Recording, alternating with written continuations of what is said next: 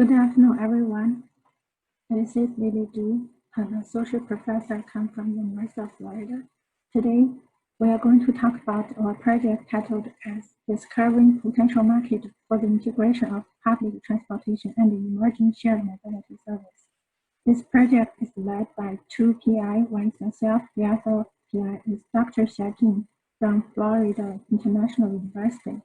This project also involves 3 students. They are respectively come from University of Florida and Florida International University, and also a postdoc, Dr. Ming from Florida International University. This project was funded by Strat Center, so we first briefly talk about Strat Center. This center is the 2016 US DOT Region 4 Southeast University Transportation Center. It is a consortium of 10 colleges and universities, and the University of Florida is the lead institution. Our mission is to develop novel strategies for reducing traffic congestion. Move to talk about the background of our project.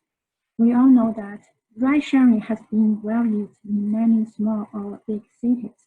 This new emerging transportation service significantly affect transit ridership. And existing literature shows that in some cities, we notice that ride-sharing raises transit ridership. People notice that users of ride-sharing modes will use transit more frequently. However, other studies shows that ride-sharing actually compete with transit on passenger flow, and they reduce transit ridership. They take away passage from transit and cause extra traffic congestion and emission. From this view, we notice that neither of them can individually provide perfect urban mobility service. More exactly, we notice that public transit is more sustainable and environmental friendly. However, it makes users suffer from fixed routes and schedules. Ride-sharing, on the other hand, provides more convenient, quick on-demand service. However, it has the problem to cause traffic congestion. So with this view, we like to promote hybrid urban public transport. This system can be implemented in 2 different ways. We can show it by the first picture. In the first picture, we see that we can integrate transit with on-demand service, such as metro transit and ride-sharing, to address the last mile or first mile gap. Or we can also inject flexibility to current transit system, namely, according to the traffic demand prediction, the passenger demand prediction, we can make some route in current transit backbone network become flexible to a certain extent so that we can adapt the passenger demand variation. To implement the hybrid urban public transport in either way, we face some challenge to determine when and where to integrate those different traffic service modes and who is going to use this hybrid service. More exactly, we need to predict on-demand service gap, and also understand how transit demand gradually change over different routes. This project will address those research challenges. From my study, I will mainly address this problem from supply side by analyzing the trajectory data from transit and ride-sharing mode. These slides give an overview of our research. Our research objective is discover when and where transit and ride-sharing compete or complement so that we can integrate them well and help transit increase their ridership. And the main idea is we're going to use ride-sharing trajectory as a reference to infer the transit service gaps and uncover transit deficiency in flexibility and coverage. And we expected to get the result is we can suggest new transit stations and routes. We can help discover first last mile service gaps, and we can also help suggest on-demand service by integrating current transit network. This slide describes our methodology. So we will first have collect some trajectory data for ride-sharing service and the transit service, and then processing this data with our novel approach. Mainly, it's included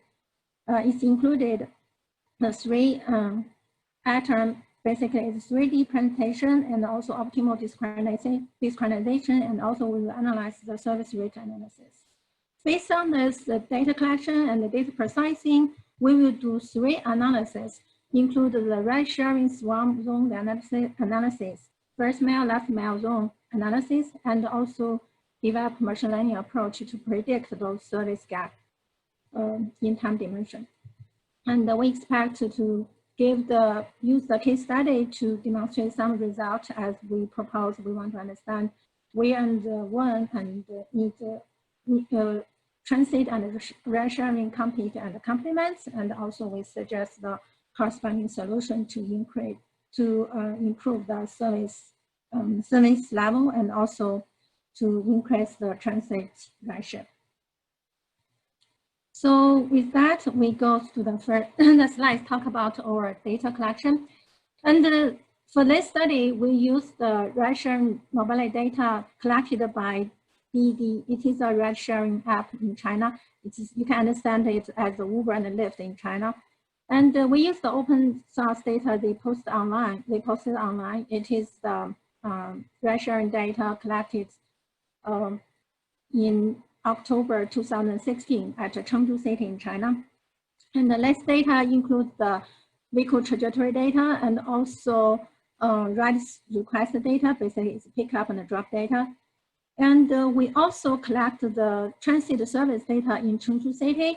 It includes the bus and the metro stop and the routes coordinates, and also bus and the metro arriving time at each stop. So this is the raw data we have. And next, we'll talk about how we're processing the data.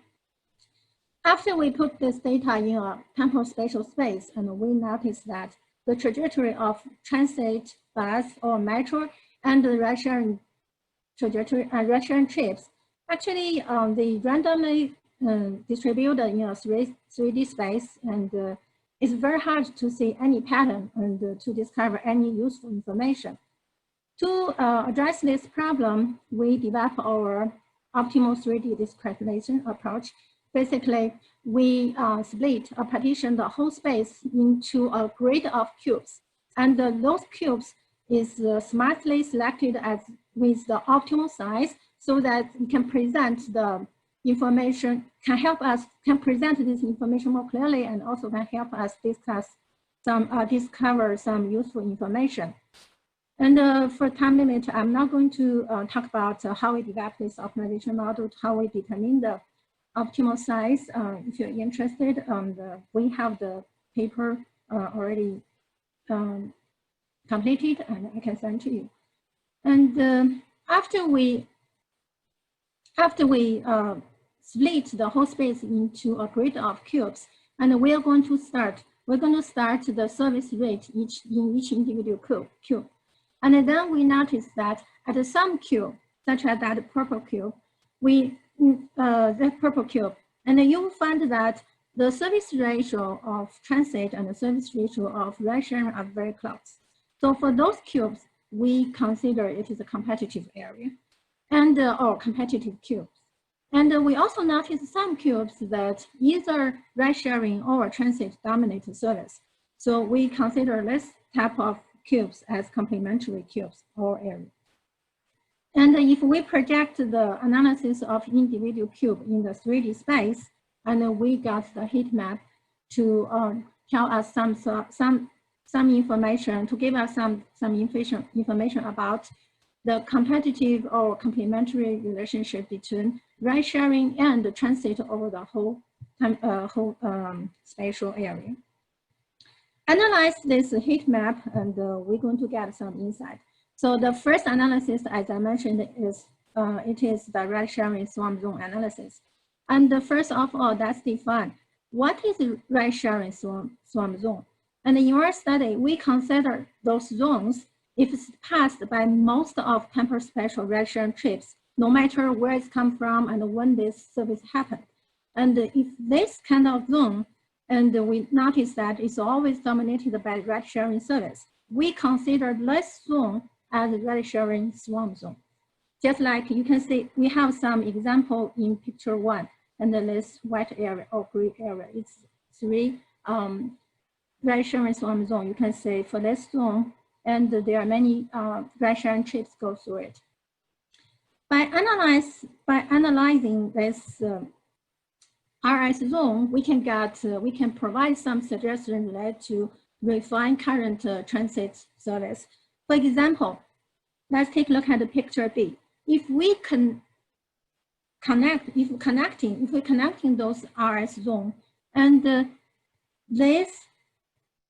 this will give us some potential transit route and also the potential transit stations.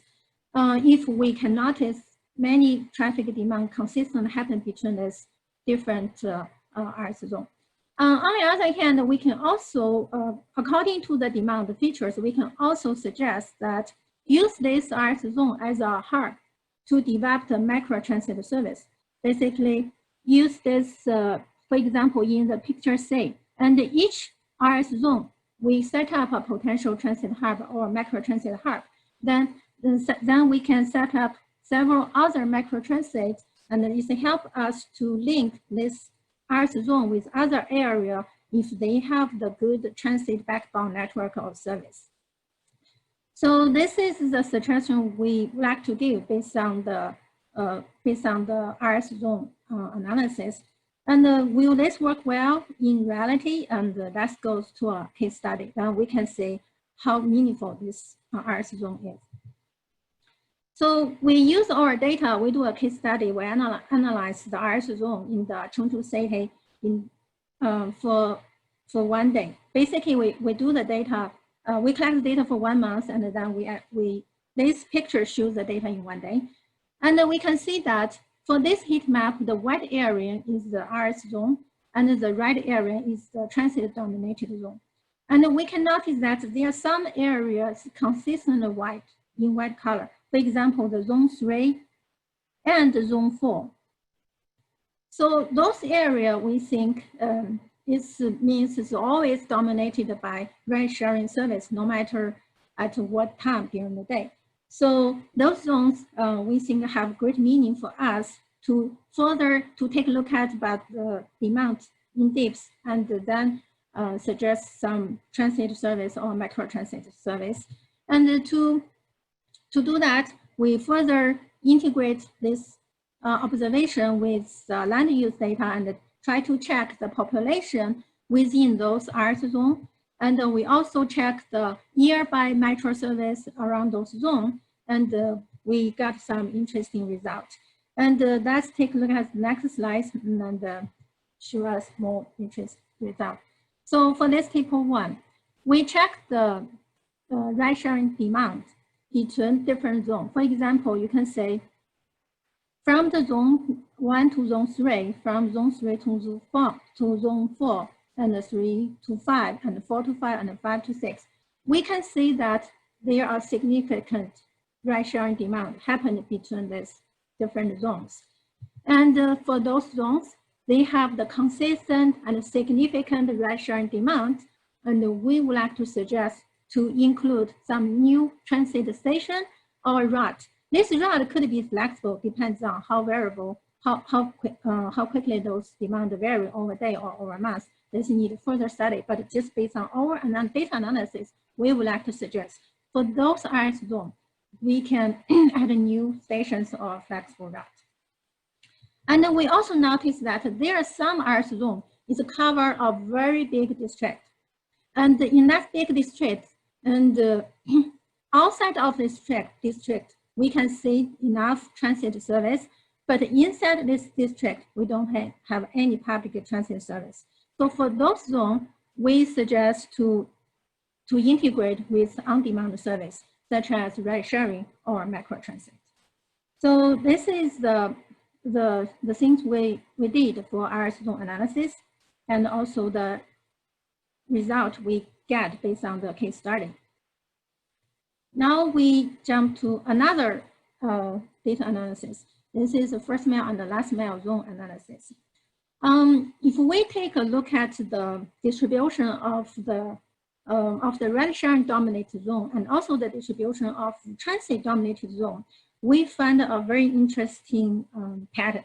That is, we call it a segregation pattern. Just like the picture show, you can say the two zone A1 and A2 is segregated by a zone B. That is the transit dominant zone. And the zone 3 and zone 2 is also segregated by another transit dominant zone. And we think if this kind of pattern is noticed, then it's have a very great potential that those A1 or A2 or A3 represent the first mile and the last mile gap zone. And why? Because you can take to further confirm this, and we would like to examine the ride-sharing demand or orders happened between those ride-sharing dominant zones. For example, between A1 and A2, or A1 to A3. Let's take a look at the example. Just take a look at the segregation pattern from A1, B, and A2. And in our study, we noticed there are many ride-sharing orders happened between A1 and A2, or within A1 or within A2. Think about it. If there are very good connection between the zone A1 and A2 and the public transit, why not people just go from A1 to the transit service, then go to the A2? So most likely, we don't have that good connection. So that indicates a first mile and the last mile gap. So this is something we find based on our analysis of the service zone. And if this is true or not, and in our following study, we will integrate bus station distribution and then use data to further confirm this FLM zone. And this is analysis and based on a case study. And we noticed that you can say for the first picture, the picture A is the first mile, last mile zone identified based on the segregation pattern. And the second picture is a bus station distribution. The lighter place means more bus or metro service. And the darker area means, dark square means very low public transit service density. If we combine the picture A and the picture B, and we got a picture C, then we can see that in this picture C, we notice there are many areas. The contour, basically the boundary of the square, is very light. That indicates that area is the first last mile zone identified by figure A. And however, the inside of this square is very dark. That indicates in that area we have very low bus station distribution, very low transit service. So those FLM zone is exactly what we are interested in. Okay, and those FLM zone actually, because the first mile last mile gap difficult, is prevent people to use transit service. And we use this approach to our case study, and we can, in the Chengdu city, we identify top 9 FLM zone based on the segregation pattern. And then we combine with the land use, and we notice that those 9 FLM zone either big residential area or bigger commercial area. You can see we highlighted in the picture is zone 1 until zone 9. Okay, we give more discussion about those different FLM zones. And for some zones, we would suggest to give the micro transit service, such as zone the zone 1, zone 3, or zone 4 and zone 8. Even for zone 1, zone 3, and zone 4 and zone 8, they are different. For zone 1 and zone 3, we notice that they are the residential place located in the suburban area it is around the metro line, but in the sub area, but the transit service rate is low. So with this place, we do need micro transit to help people connect, to help connect people to the nearby transit service. And if we take a look at the Zone 4 and Zone 8, they are very big districts, either residential area or commercial area. And because this area is too big and there isn't transit service inside this zone, but there are enough transit service outside this zone, this is another place potentially we should implement micro transit service. And if we take a look at the zone 5, 6, 7, and we notice this different situation. Those FM zone happened in the place, it is just a very small district, but it's not well covered by current backbone transit service, such as the metro line. So for those places, we would suggest to provide new transit route coverage, or you can add a new station or a new route. Because of this area is small, we need also further examine the demand. If the demand is not high or it's varying over time very much, this new transit route or station could be the flexible one. And to determine those schedule, we still need more data to support the analysis. So after that, we noticed that those those service, the ride sharing swarm zone and also the FLM, first mile and last mile zone, they often change over days. So we would like to have the capability to predict the change of those zones over days. So we developed our convolutional LSTM temporal spatial learning model. And then this is a standard machine learning model, so I'm not going to move to the technical detail.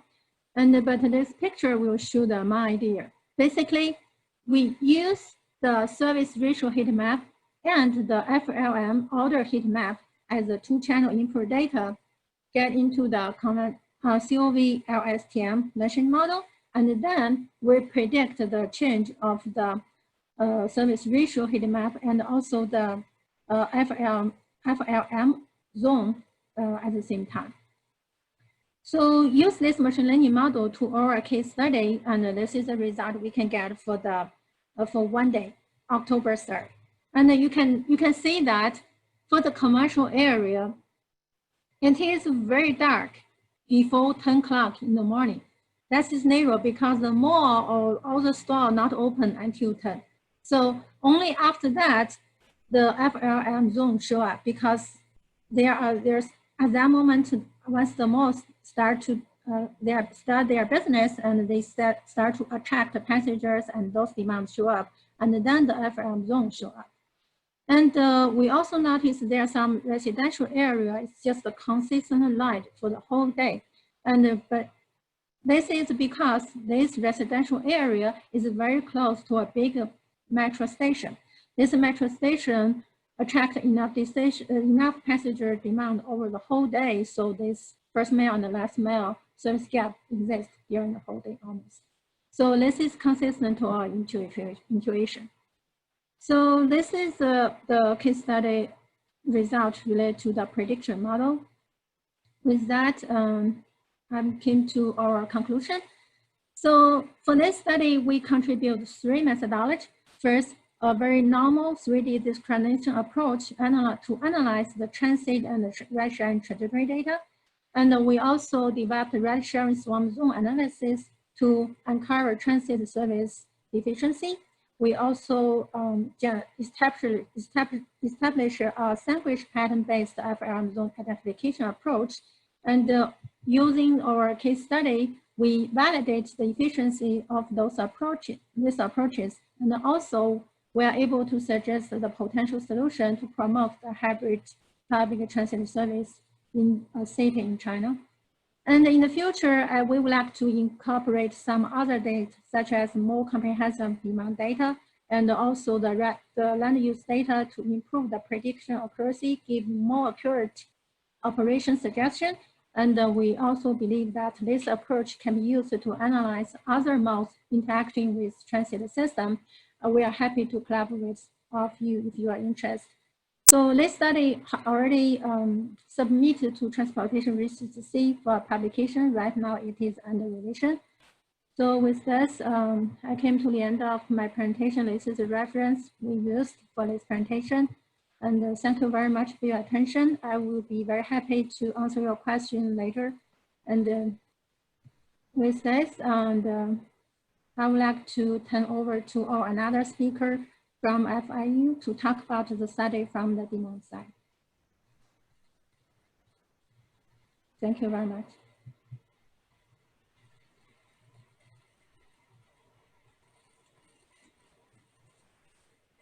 Okay, good afternoon, everyone. My name is Lili. I'm a postdoc working for Dr. Xiaojin at Florida International University.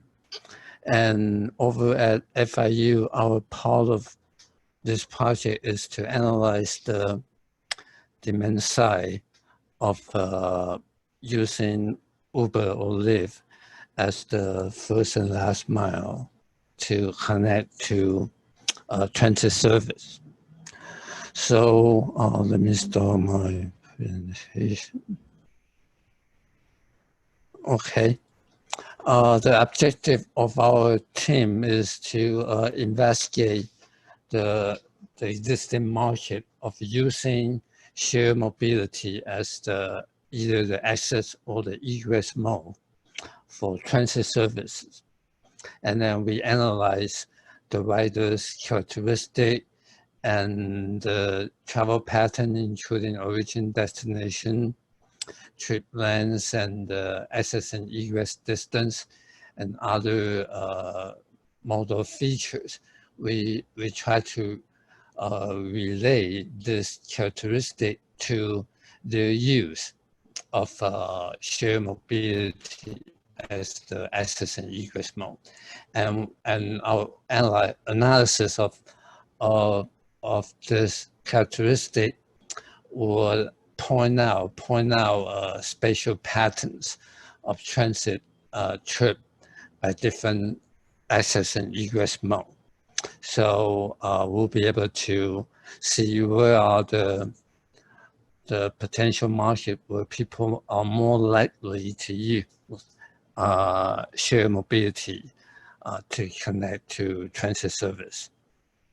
Okay, so in order to achieve this, we analyze the 2017 Orlando Links onboard survey data.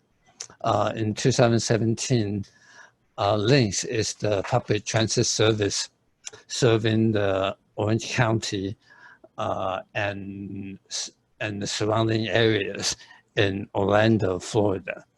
And then this survey was designed and collected as a representative sample of transit users in the greater Orlando metro areas. So overall, there are 91,670 valid records. And then from users of Sunrail is the commuter rail service serving the area, and Links buses, and then the neighborhood lane service. Neighborhood lane is an on-demand service also operated by Links service, and to service the outskirts communities. So it's paratransit. Essentially, people can call and reserve a service to take them to transit station to get on a regular fixed route transit bus. Okay, and then the survey only survey people who travel on weekdays from Tuesday to Thursday, and then this is the time period that the data is collected from November 2016 to May 4, 2017. And for the survey, respondents provided detail of their bus journey of the day. And then, so the design of the survey break down a transit trip into the component that is shown in the figure. Okay, so you can see each respondent will have a home location. They will also have an origin location. The origin location very often is home if it's in the morning outgoing trip, but it's not necessary for example, for the afternoon trip going back home, the origin would be the workplace or wherever people are going home from. Okay, so the origin essentially is the point where they start their journey to go to the first bus stop. So the first bus stop is the onboarding stop. And then, so the access mode is defined as the mode that is used to travel between origin and the first boarding stop. Okay, and then a transit journey may involve a transfer stop, either 1 or 2 or 3. And then until the last stop, the alighting stop where people get off, from that stop to the destination, all right, that's the egress mode, okay. And the destination, again, if it's like a morning trip, very often is the workplace. Its afternoon trip is very often is home. Okay, so this is how the linked onboard survey is designed. Okay. All right. So in order to analyze this data, all right, we obtain the survey data itself, and we also augment it with other GIS data that complement allow us to identify additional information for the analysis. For example, we also obtain the links, GIS, and general transit fleet specification data that allow us to identify the route schedule, the route, the location of the route, where does it go, where does it end, and also we obtain the EPA small location data. This is a land use data produced for EPA, and it's associated with the Smart Growth Initiative. The purpose is to providing uniform data so we can analyze the travel behavior and land use correlation in order to come up with strategy to reduce travel and save energy. So EPA produced this data. The land use is defined by employment, population density, accessibility to employment and residential area, and how the street so connectivity. And then, as I mentioned earlier, Sunrail is a commuter rail transit rail service that serve the area. So we also obtain the GTFS data for that. And then the last piece of GIS data we use is the US Census Title Line street data that allow us to give us detail if we need to analyze further the origin of a respondent and the first stop. What street, how far it is. This gives us that information when we need it. Okay, and then so this is a map showing the network coverage in the Orlando metro areas. So the bright yellow line in the center runs from north to south. This is the Sunrail, and then the orange lines are the coverage of the link-based services. And then you can see this white polygons lying on the outskirts of the network coverage. These are the zones called neighborhood link areas. These are the zones that covered by the neighbor link on-demand transit service.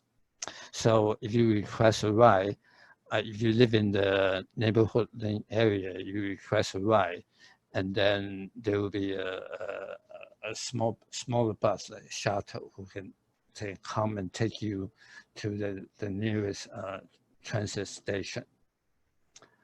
All right, so this map showing the origin and destination of the respondent in relation to the Sunrail links and the links transit network.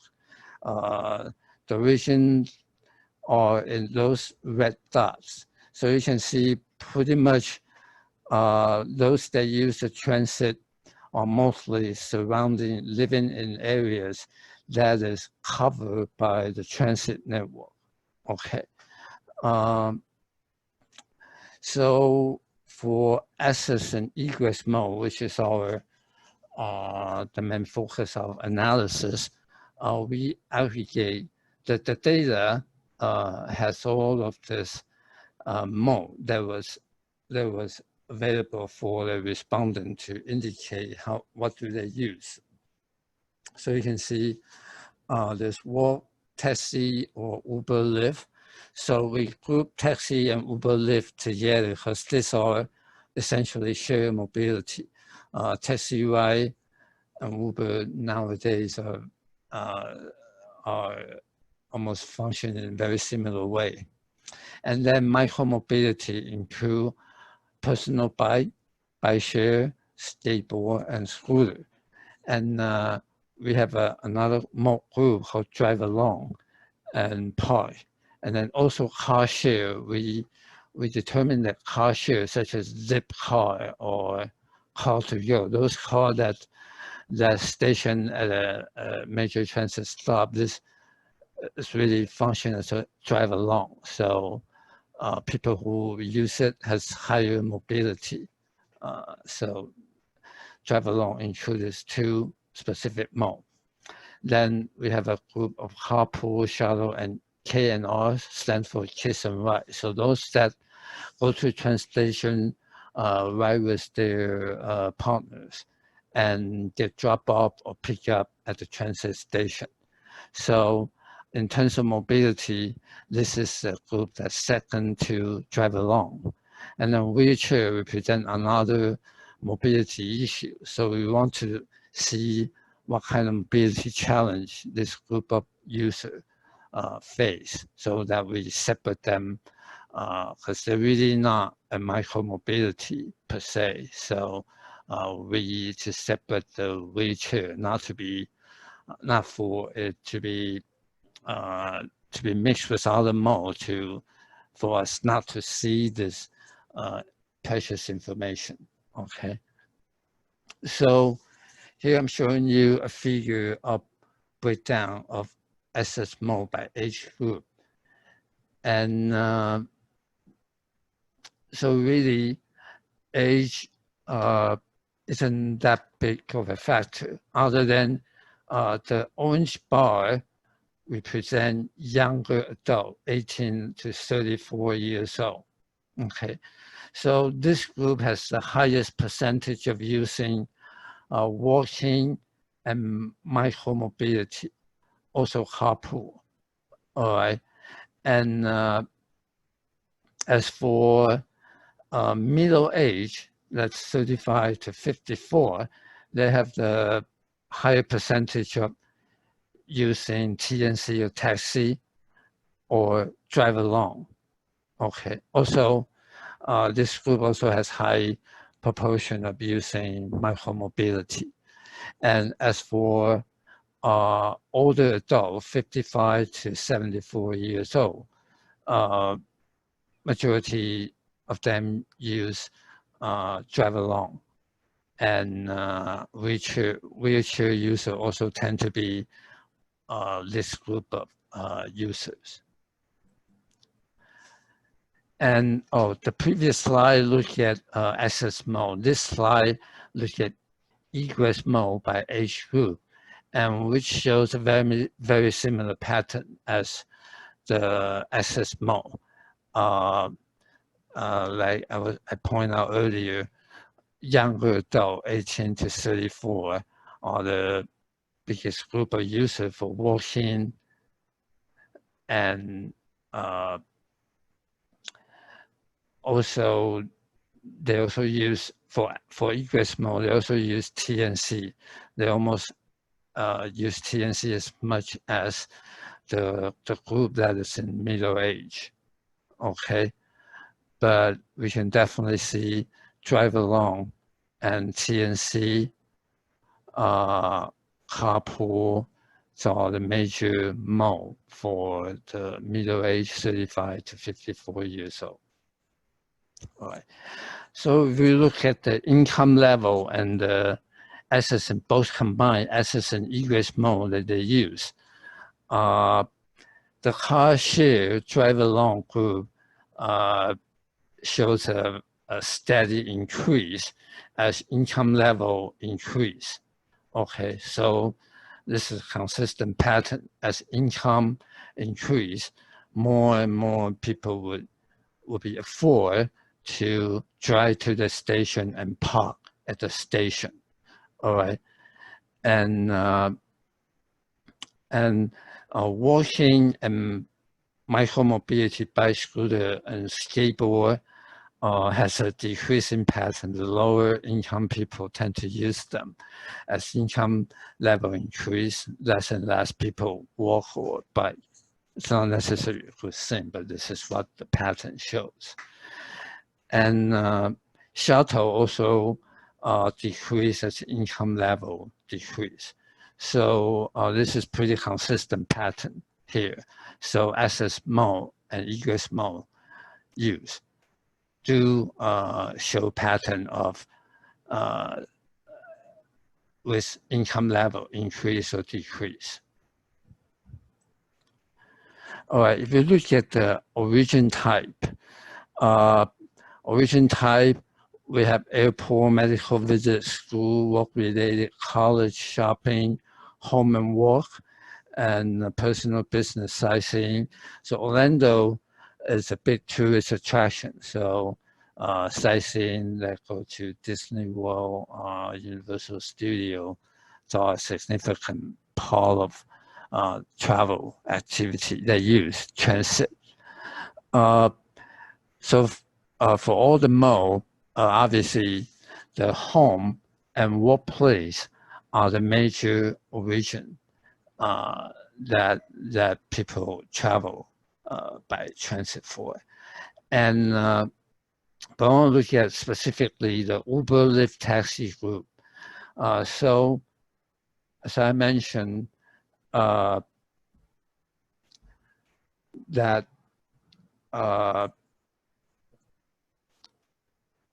for Uber, Lyft, and taxi, shopping is also a major part of what people use Uber and Lyft for.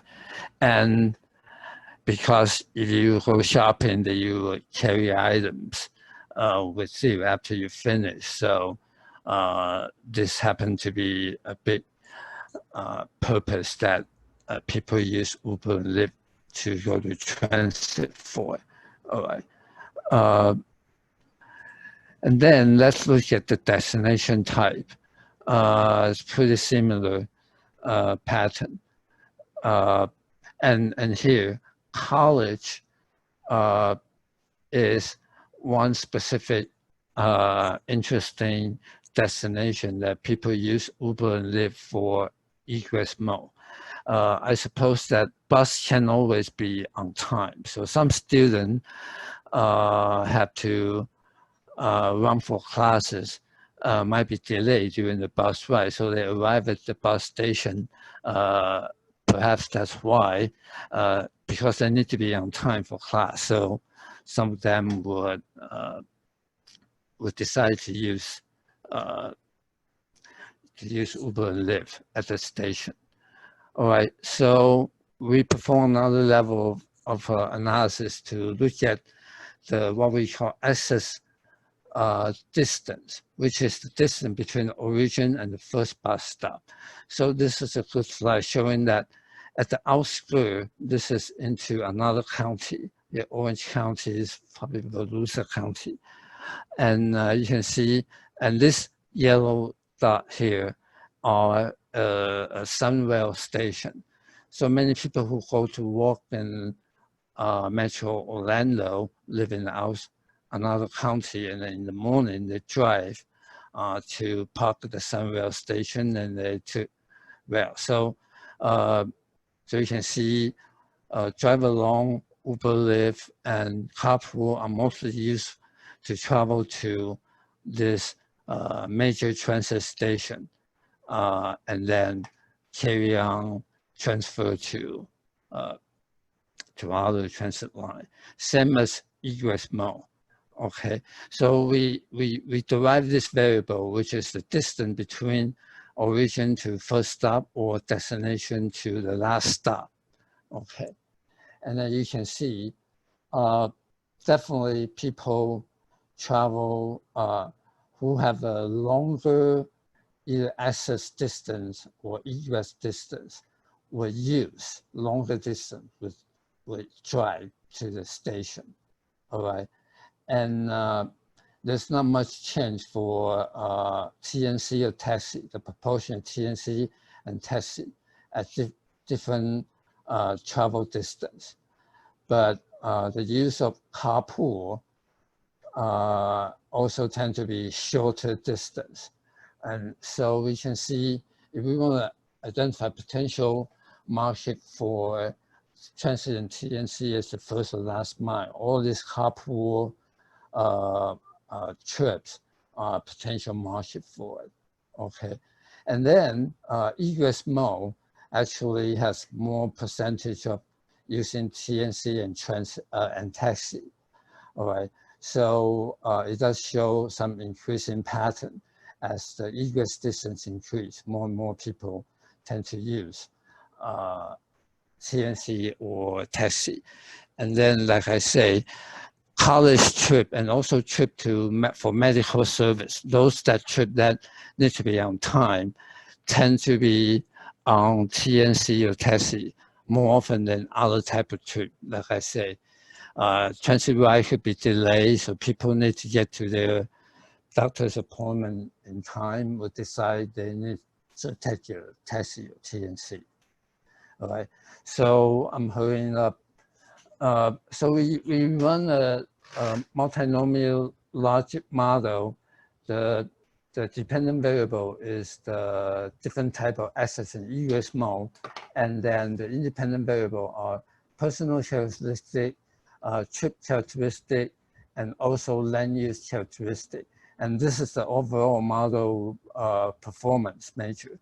And then, like those of you familiar with model, about 20–30% of R² for this type of model is actually pretty typical and common. But the important point is that we get to identify the significance of the variables. So these are the variables, like I mentioned.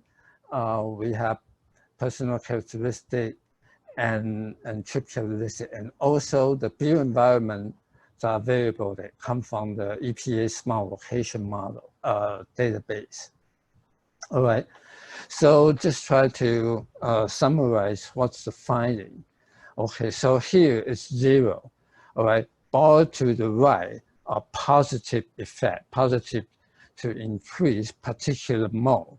So different mode use are represented with different colors of bar. Okay, so from this point 0 to the right are positive effect. This point to the left are negative effect. So for access mode, sporting event tend to decrease the use of TNC as an access mode. This may sound counterintuitive, but as our reasoning of this phenomenon is that people who want to go see a ball game, they usually leave home early, so they have plenty of time to go to the bus stop. They do not need to take a TNC. And the biggest positive impact on using TNC as the access mode is trips that go to the airport. So this is pretty obvious. I'm sorry. Then let's look at user characteristic. Higher income do correlate with using a TNC or drive along as the access mode. And then for disability, of course, it's on wheelchair. All right, and then let's look at land use characteristic. Higher regional diversity. This variable came from the EPA smart growth data. So diversity reflects the proportion of employment in relation to population. So the more employment to population ratio, there are more potential for people to do all different kind of trip. All right. And then another important variable is employment household entropy. Entropy reflects different type of employment, retail, service, industrial, and so the higher the value, the more diverse the neighborhood is. Okay, so I'm about running out of time. So quickly summarize this. Trip going to airport, university have higher probability using TNC for access and egress point, like I say. It's most likely because for college and university, people need to be on time. Go to the airport also needs to be on time. Also that you carry luggage, right? Longer distance between origin and transit service show positive impact on the use of TNC service. Higher income has higher positive influence on TNC. In terms of land use, higher employment, household entropy, higher diversity. By that we mean more employment and population diversity tend to increase TNC use. On the destination side, higher diversity, like I say, more different type of employment, more different type of activity, retail service, then you tend to see more people use TNC. Okay, that concludes my presentation.